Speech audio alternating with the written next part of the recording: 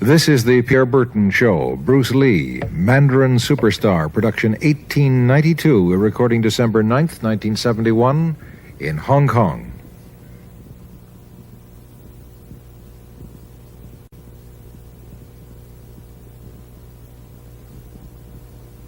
Bruce Lee faces a real dilemma. He's on the verge of stardom in the United States with a projected TV series on the horizon, but he's just achieved superstardom as a film actor here in Hong Kong. So what does he choose, the East or the West? It's the kind of problem most budding movie actors would welcome. It's the Pierre Berton Show, the program that comes to you from the major capitals of the world. This edition comes to you from Hong Kong. And Pierre's guest is the man who taught karate, judo, and Chinese boxing to James Garner, Steve McQueen, Lee Marvin, and James Coburn. The newest Mandarin superstar, known in the West for his appearances in Batman, The Green Hornet, Ironside, and Longstreet. His name is Bruce Lee, and he doesn't even speak Mandarin. And here's Pierre. Well, how can you play in Mandarin movies if you don't even speak Mandarin? How do you do that? Well, first of all, I speak only Cantonese. Yeah. So, I mean, there is quite a difference as far as pronunciation and things like that go. So somebody else's voice is used, right? Definitely. You just make the words. Doesn't that sound strange when you go to the movies, especially in Hong Kong, in your own town, and you see yourself with somebody else's voice? Well, not really, you see, because most of the Mandarin pictures done here are dubbed anyway. They're dubbed anyway? Anyway. I mean, disregard. I mean, they shoot without sound. So it doesn't, make any difference. Your lips never quite make the right words, do they? Well, that's where the difficulty lies, you see. I mean, in order to, because the Cantonese have a different way of saying things, different from the Mandarin. Yeah. So I have to find, something similar to that and keep a kind of a feeling going behind that. Something that matching the Mandarin deal. Like the old silent days. Complicated? Like the old silent days. But I gather in the movies made here, the dialogue is pretty stilted anyway. Yeah, I agree with you. I mean, see, to me, a motion picture is motion. Yeah. I mean, you got to keep the dialogue down to the minimum. Did you look at many Mandarin movies before you started playing in the first one? Yes. What did you think of them when you saw them? Quality-wise, I mean, I have to admit that it's not quite up to the standard. However, it is growing, and it is getting higher and higher and going toward that standard, that what I would term quality. They say the secret of your success in that movie, The Big Boss, which was such a success, you rocketed you to stardom in Asia, was that you did your own fighting. As an expert in the various martial arts in China, what did you think of the fighting that you saw in the movies that you studied before you became a star? Well, I mean, definitely in the beginning, I had no intention or whatsoever that what I was practicing and what I'm still practicing now would lead to this to begin with.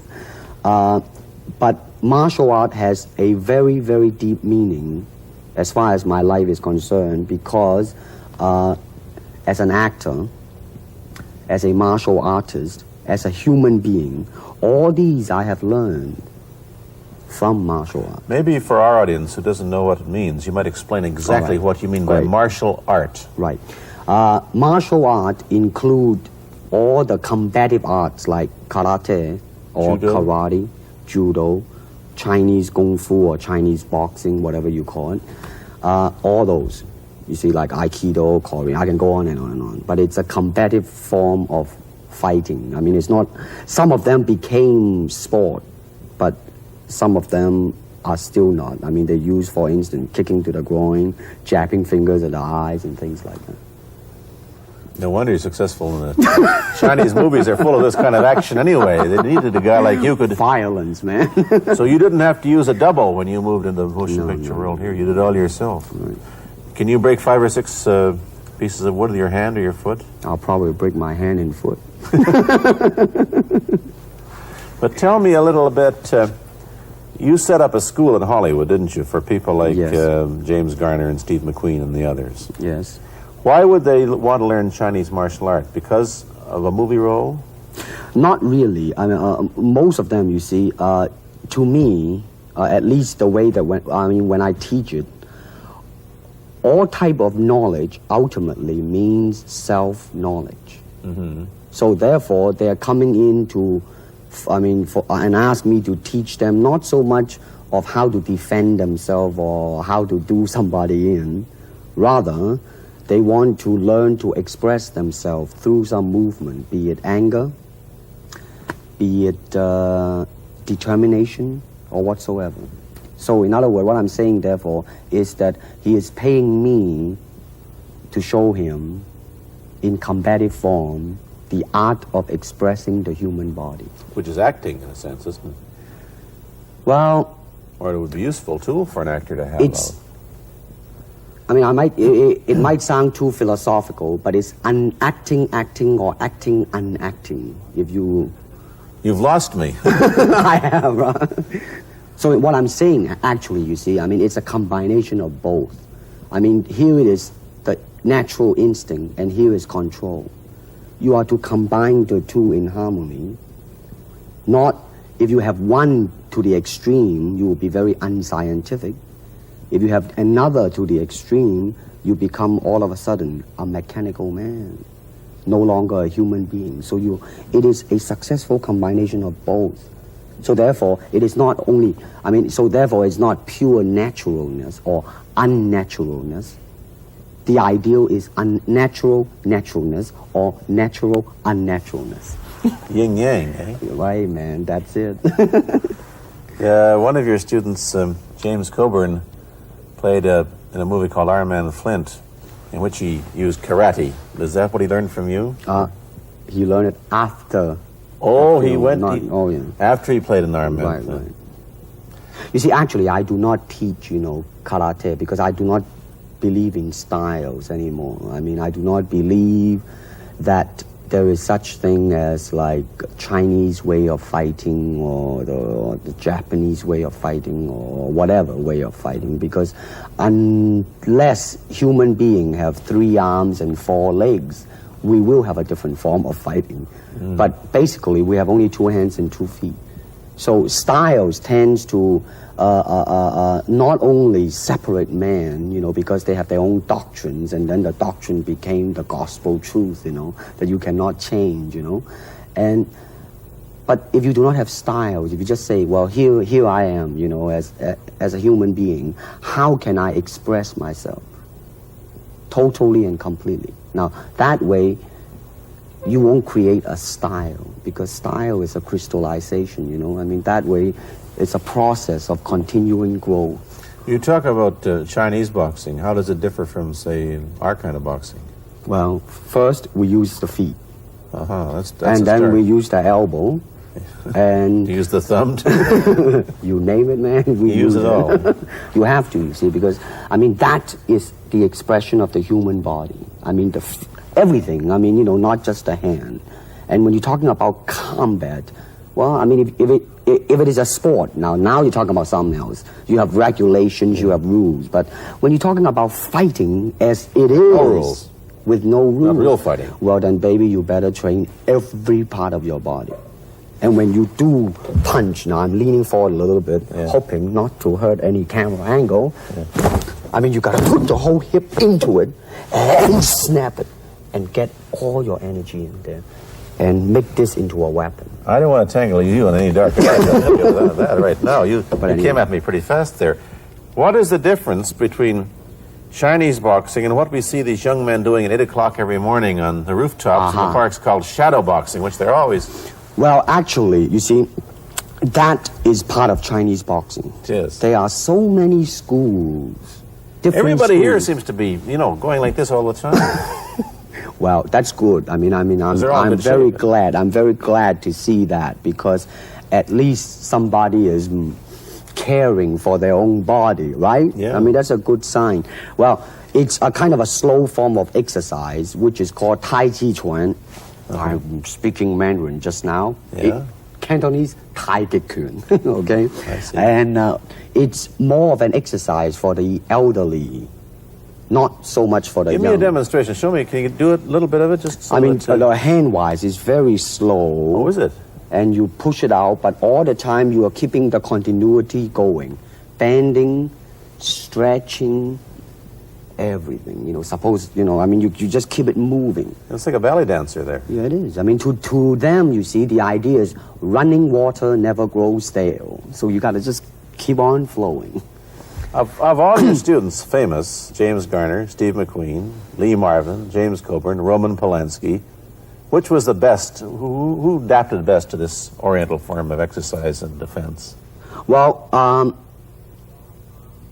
depending, okay? Now, as a fighter, Steve McQueen, now, he is good in that department because that son of a gun got the toughness in him. Yeah. I see it on the screen. I mean, he would say, all right, baby, here I am, man. And he'll do it. Yeah. Now, James Coburn is a peace-loving man. Yeah, I met him. Right? I mean, you've met him. I mean, he's really, really nice. I mean, super mellow and all that. I mean, now, he appreciates the philosophical part of it. Therefore, his understanding of it is deeper than Steve. So it's really hard to say. You see what I'm saying now? I see. I mean, it's different. So that's, depending on what you see in it. Interesting that we don't, in our world, and haven't since the days of the Greeks who did, combine philosophy and art with sport. But quite clearly, the Oriental attitude is that the three are facets of the same things. Man, listen, you see, really, to me, ultimately, martial art means honestly expressing yourself. Now, it is very difficult to do. I mean, it is easy for me to put on a show and be cocky and be flooded with a cocky feeling and then feel like pretty cool and all that. Or I can make all kinds of phony things, you see what I mean, blinded by it. Or I can show you some really fancy movement. But to express oneself honestly, not lying to oneself, and to express myself honestly, now that, my friend, is very hard to do. And you have to train. You have to keep your reflexes so that when you want it, it's there. When you want to move, you're moving. And when you move, you are determined to move. Not taking 1 inch, not anything less than that. If I want to punch, I'm going to do it, man, and I'm going to do it, you see. So, so that is the type of thing you have to train yourself into it, to become one with the, you think? Yeah, this is very un-Western, this attitude. I want to ask you about your movie and TV career, but first we'll take a break. Then I'll be back with Bruce Lee. I've been talking to Bruce Lee mainly about the Chinese martial arts, which include things like Chinese boxing, karate, and judo, which is what he taught when he was in Hollywood. After he left the University of Washington, where he studied, of all things, philosophy, if you can believe that. He did, but that perhaps you understand why the two go together from the first half of this program. And you can perhaps understand how he got into films. He knew a lot of actors, but I'm told that you got the job on the Green Hornet, where you played Cato the chauffeur, mainly because you're the only Chinese-looking guy who could pronounce the name of the leading character, Britt Reed. I meant that as a joke, of course. And it's a heck of a name, man. Yeah. I mean, every time I said it at that time, I was super conscious. I mean, really now, that's another interesting thing, huh? Let's say if you learn to speak Chinese. Yeah. And it's not difficult to learn and speak the word. The hard thing, the difficult thing, it's behind what is the meaning, what brought on the expression and feelings behind those words. Like when I first arrived in the United States, and I look at a Caucasian, and I really would not know whether he was putting me on or is he really angry, because we have different way of reacting to it. See, those are the difficult things, you see. It's almost as if you came upon a strange race where a smile didn't mean what it does to us. In fact, a smile doesn't always mean the same, does it? Of course not. Yeah, I just thought of that. Tell me about the big break when you played in Longstreet. I must tell the audience that Bruce Lee had a bit part or a supporting role in the Longstreet series, and this had an enormous effect on the audience. What was it? Well, you see, the title of that particular episode of Longstreet is called The Way of the Intercepting Fist. Now, I think the successful ingredient in it was because I was being Bruce Lee. Yourself. Myself, right. And did that part, just express myself, like I say, honestly express myself at that time. And because of that, I brought, favorable mentioning in like New York Times, which says like the Chinaman, who incidentally came off quite convincingly enough to earn himself a television series, and so on and so on and so forth. Can you remember the lines by Sterling Sullivan, the key lines? He's one of my students, you know that? Was he too? Yes. You've had everybody as your student. But you read, there were some lines that express your philosophy. I don't know if you remember them or not. I remember that. I Let's said, hear. this is what it is, okay? You're talking to Longstreet, played by James Francesca. I said, empty your mind. Be formless, shapeless, like water. Now you put water into a cup, it becomes the cup. You put water into a bottle, it becomes the bottle. You put it in a teapot, it becomes the teapot.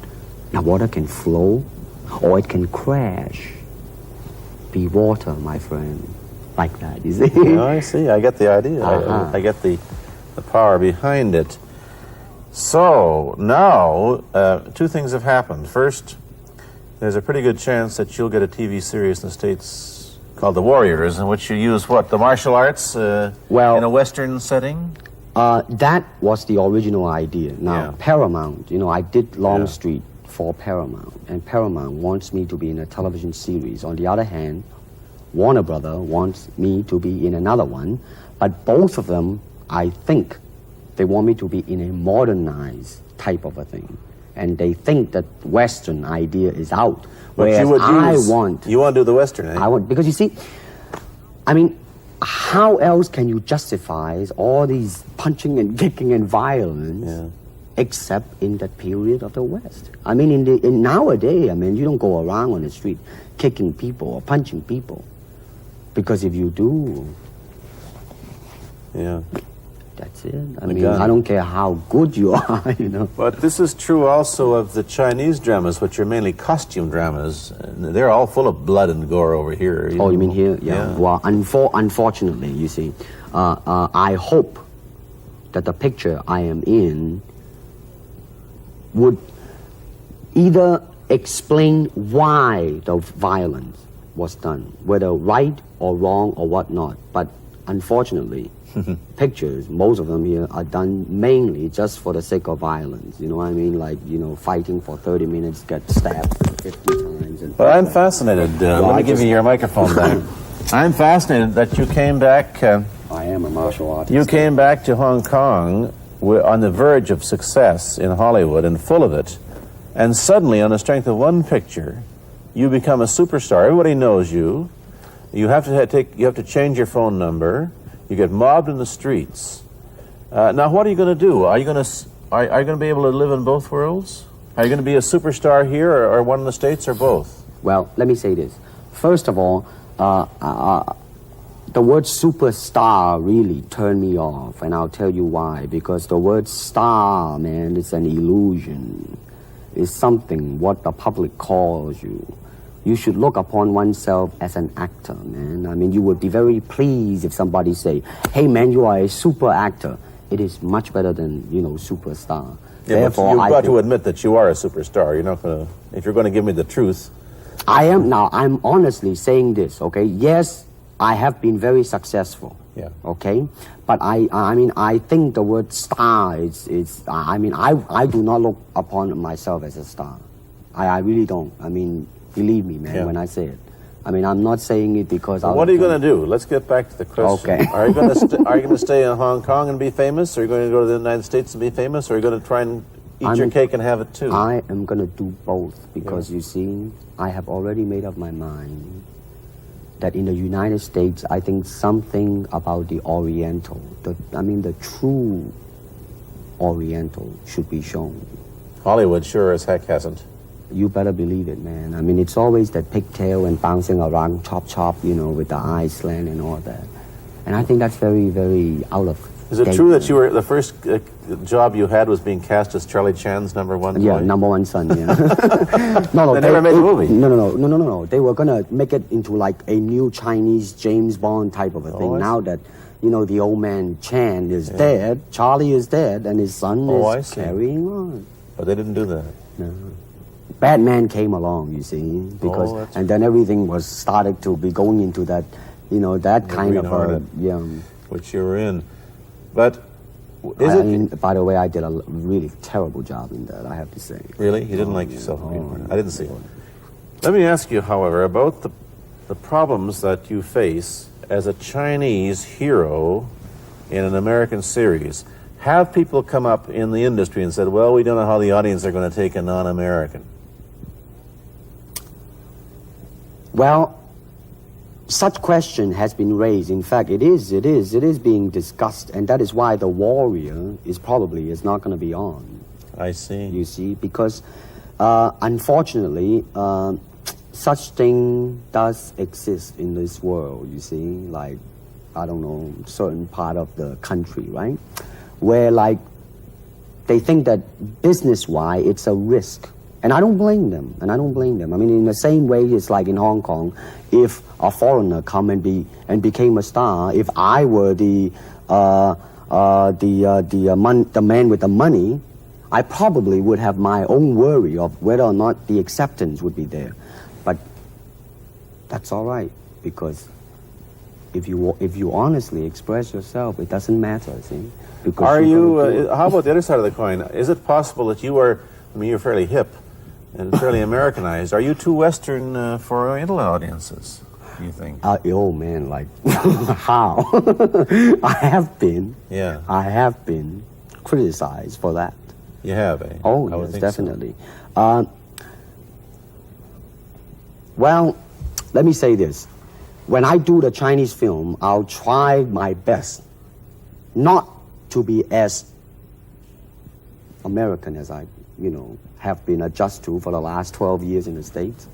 But when I go back to the States, it seems to be the other way around. You know what I mean? You're too exotic, eh? Yeah, man. I mean, they're trying to get me to do too many things that are really for the sake of being exotic. You understand what I'm trying to say? Oh, sure.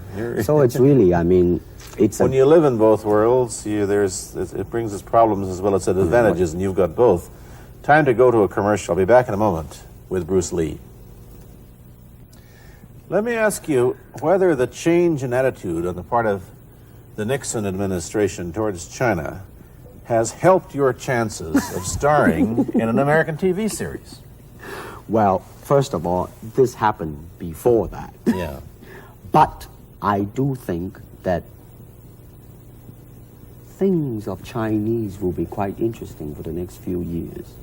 I mean, not that I'm politically, inclining toward anything. No, I understand that. I'm just wondering. But I mean, once the opening of China, I mean, that it will bring more understanding. Yeah. More things that are, like different, and maybe in the contrast of comparison, some new thing might grow. So therefore, I mean, it's a very rich period to be in. I mean, like if I were born, let's say, 40 years ago. Yeah. If I have a thought in my mind, I said, boy, I'm going to star in a movie or star in a television series in America. Well, that might be a vague dream, but I think right now, maybe, man. You still think of yourself Chinese, or do you ever think of yourself as North American? You know what I want to think of myself? As a human being. Because, I mean, I don't want to sound like, as Confucius say, but under the sky, under the heaven, man, there is but one family. It just so happened, man, that people are different. Okay, we got to go. Thank you, Bruce Lee, for coming here. Thank you for watching. Thank you. You've been watching Bruce Lee on The Pierre Burton Show, a half-hour program of conversation, opinion, and debate. This is Bernard Cowan speaking.